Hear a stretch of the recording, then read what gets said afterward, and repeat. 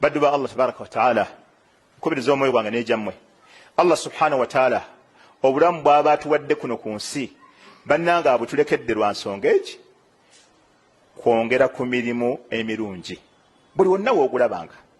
omubaka Muhammad sallallahu alayhi wasallama lumu yayita ku kabuli y'omusajja bagamba baali batambula nga badda Kuba kabuli eyo yali agimanyi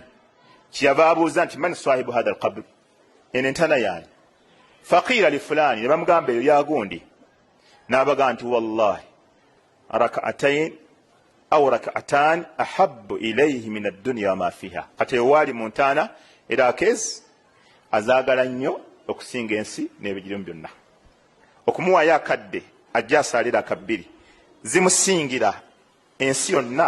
n'ebigirimu lwaki tezisingi ng'olumu nabbi agamba rak'atay al-fajri khayru min ad-dunya wa ma fiha nga nabbi agamba nti eraako ebbiri ezisooka nga tetunnasaala salati subuhi ez'ebbiri ezisooka nungi nnyo okusinga ensi n'ebigirimu bakita kiggula luggi ekiggula luggi kya subuhi bwe kiba kisinga ensi n'ebigirimu fama dhannuka bisalati al-fajri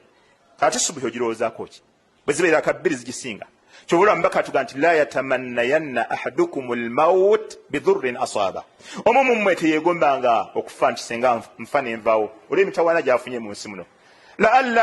laallaka muhsina fatazdad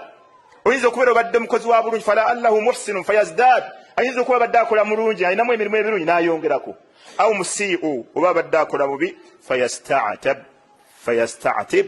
neyeekuba mu kifuba n'alekayo omulimu omulungi bwe gujjanga